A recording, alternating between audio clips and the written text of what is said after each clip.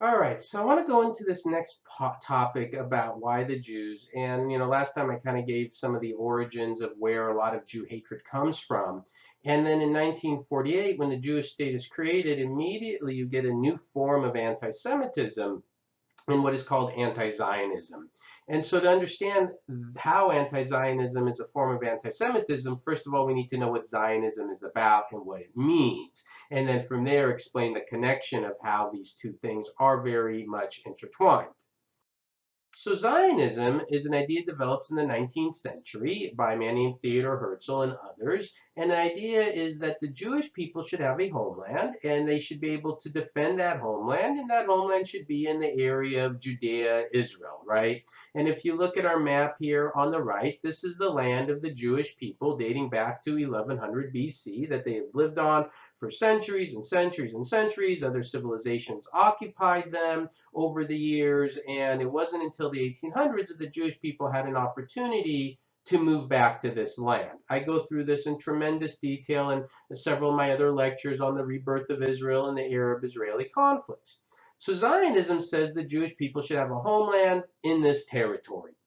You don't have to be Jewish to be a Zionist. Anybody who believes that Jewish people should have a homeland, a safe haven. In fact, the word Zionism, Zion, comes from the idea of a place of refuge. That's what Zion means. So anybody can believe this. You could be Jewish, you could be Muslim, you could be Christian, you could be an atheist, you could believe in Zionism, that you believe that Jewish people should have a safe haven, and it should be in this territory.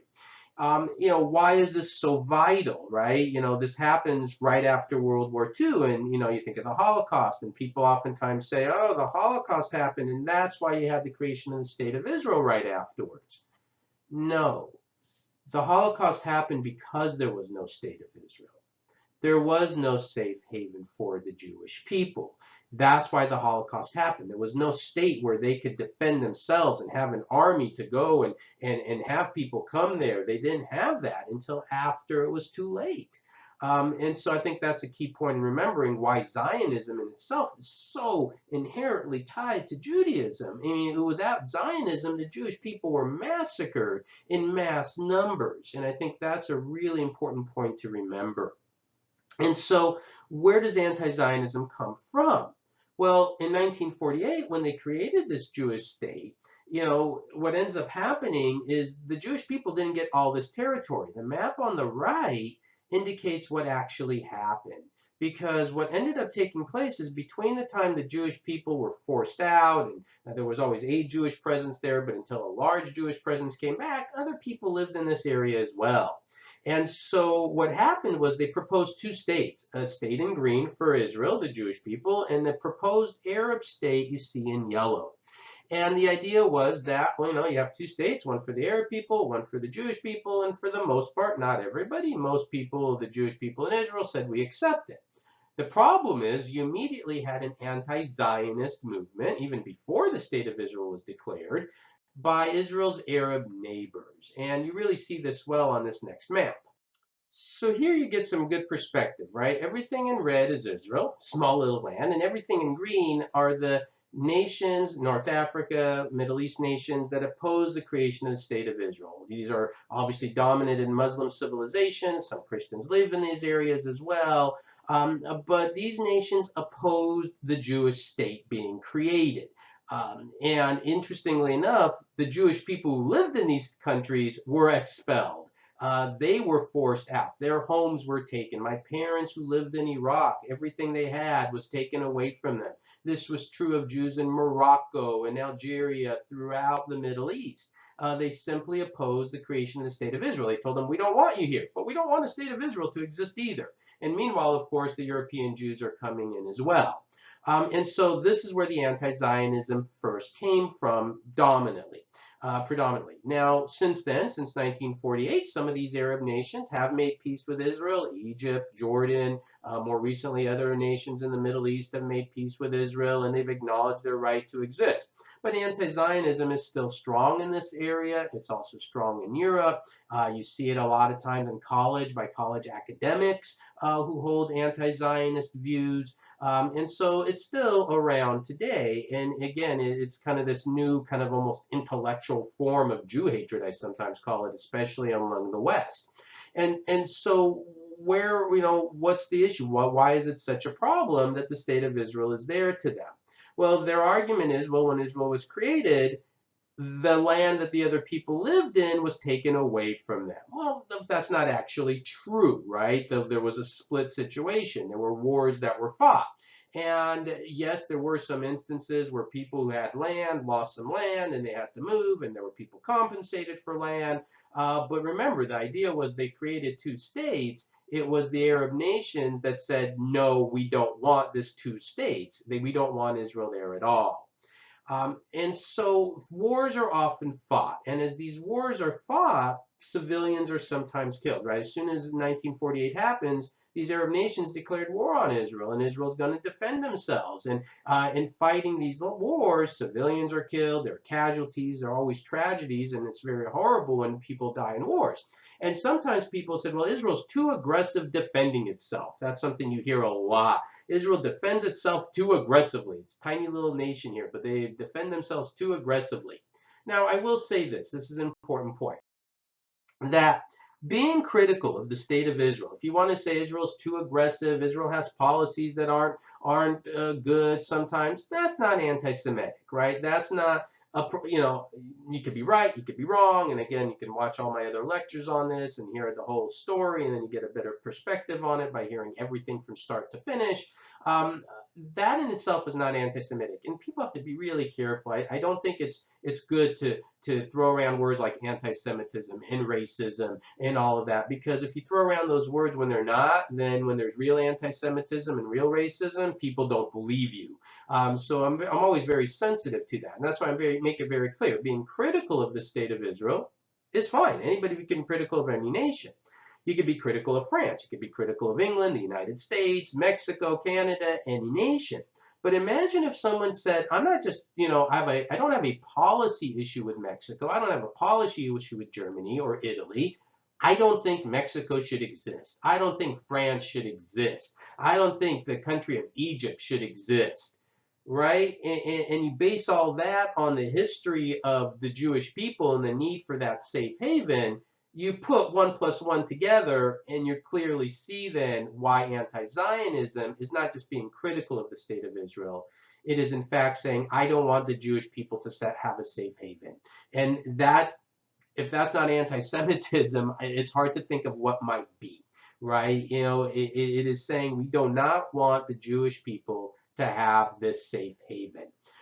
Much of this is really driven from the conflicts after 1948. It started before, and I think that's really a key point, because sometimes people say, well, the reason there's anti-Zionist is because of issues in West Bank and Gaza and the Palestinians. So what I mean by that is when Israel's created, areas like Gaza and the West Bank, these areas in 1948 were first conquered by Jordan and conquered by Egypt, but then there'll be other wars in 1967. Israel will move into the West Bank, Israel will move into Gaza, and the reason Israel moves into these territories is, well, because they're being attacked, and they're using these as kind of, buffer zones and protection. It is true, to be fair and honest, is there are some Jewish people who believe this should all be Israeli territory. It should all be Jewish territory. But most people in Israel have been perfectly fine accepting two states, allowing the Arabs to have a nation there if they would let them live in peace. And so conflicts arise, and very often, like there's a group called Hamas in Gaza, and Hamas will fire rockets into Israel. And if you ever read the Hamas covenant, the Hamas charter, it talks about how Israel shouldn't exist. That's what they say in there. And they fire rockets, and they fire these rockets from civilian territories. And then Israel has to go in and stop these rocket attacks, and civilians are killed. And then the people in the West and the academic intellectuals who are anti-Zionist will use this and say, look how horrible the Israelis are. And they say, well, we really don't hate Jews. We just have a problem with Israel. It's so disingenuous, right? I think that's the only way to put it. And unfortunately, you will even see this from time to time. There are Jewish people who come out and say, I'm an anti-Zionist. This is a whole other discussion of, and I've heard some other people explain this a lot better than I can, but people who are Jewish because you're born Jewish, but they don't really hold their Judaism as their cornerstone of their belief system, right? They have political ideologies that trump their Jewish faith, I think, and I've heard other people explain this as well. And it's not many, right? I mean, you're not going to find many Jewish people who are anti-Zionist. You'll find people who are critical of the state of Israel, and again, that's fine. And again, I think if you watch the whole history of it, some of that criticism might be justified. A lot of the criticism is probably not justified. But I would just encourage you to know the whole history to understand that. But that's where a lot of this comes from. So what's the solution to this? I think one of the solutions is to constantly remind people Zionism is a positive thing. That Zionism is not about displacing people. Zionism is not about hurting people. Zionism is not an idea that the Arabs shouldn't have a land. I mean, if you saw on that map in the green and the red, the Arab population has plenty of real estate in the Middle East. And when the nation of Israel was created, Iraq didn't lose any land in the creation of Israel. Jordan didn't lose any land. Egypt didn't lose any land in the creation of Israel, right? And so Zionism is an idea of safe haven for the Jewish people. And there was in the end of Schindler's List, there's a great part where they're they're they're they're freed, and a guy comes in, a Russian guy says, "Don't go east, they don't want you there. Don't go west, they don't want you there either." And the guy goes, "Where should we go?" And the Russian guy says, "Isn't there a little piece of land over there?" And then you hear Yerushalayim Shel Zahab, Jerusalem of gold, a song. And in that last part of Schindler's List, that's what Zionism is. It's this idea of that, yes, Jerusalem, your homeland for thousands of years, it's been taken away from you by other civilizations. Now is your time to have this civilization live in peace in this land. And if the Arab neighbors were willing to do that and are willing to do that moving forward, there's your solution. You could have a peaceful situation with everybody involved. But until people are willing to accept Israel as a Jewish state, then that won't happen. And that's why, again, if you stand completely against even the existence of Israel, you're an anti-Zionist. And I hope it's clear how that is now a form of anti-Semitism. You're saying the Jewish people shouldn't even have a place of safety after knowing the entire history. There are people who are ignorant; they don't understand the term, and they use it that as well. But that's what we know. So they may not be anti-Semitic; they just are ignorant. And that's a reality as well. But as people know, with all situations with hate and prejudice, it usually comes from ignorance, right? That's where so much of it comes from. So I hope that's clear, and gives you some things to think about as always. All right, thank you.